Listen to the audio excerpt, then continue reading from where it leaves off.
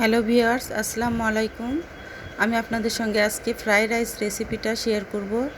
আমি প্রথমে রাইস কুকারে কিছু পানি, তার ভিতরে সামান্য লবণ, কিছু সয়াবিন তেল দিয়েছিলাম। দিয়ে পানিটা বলক উঠে গেলে তারপরে আমি চালটা ঢেলে দিচ্ছি। চালটা আমি ভালো করে পরিষ্কার করে আগে ধুয়ে নিয়ে ছেঁকনিতে তুলে রাখছিলাম। তারপরে 80% সিদ্ধ হয়ে গেলে আমি ছেঁকনিতে চালটা ঢেলে নিয়ে একটু পানি দিয়ে ঠান্ডা করে নিচ্ছি। এখন এখানে আমি কড়াইয়ের ভিতরে কিছু পেঁয়াজ, কাঁচামরিচ আর কিছু গাজর কুচি আগে থেকে দিয়ে একটু তেল দিয়ে ভেজে নেব। ভেজে নেওয়ার পর তারপরে আমি লাল, সবুজ, হলুদ, ক্যাপসিকাম লম্বা করে কুচি করে কেটে রেখেছিলাম, সেটা দিয়ে আরেকটু ভেজে নেব।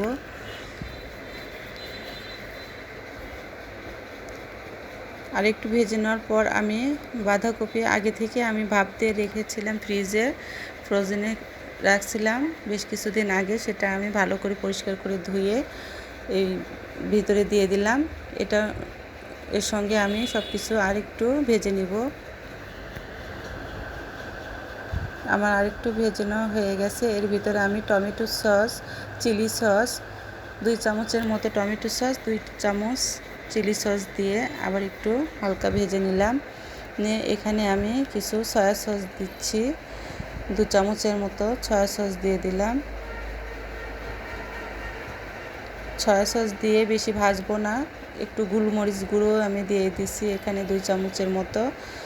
তারপরে আমি এর ভিতরে চালটা ঢেলে দিয়ে আরেকটু ভালো করে কষিয়ে নিব। এর ভিতরে আমি কোনো তেজপাতা বা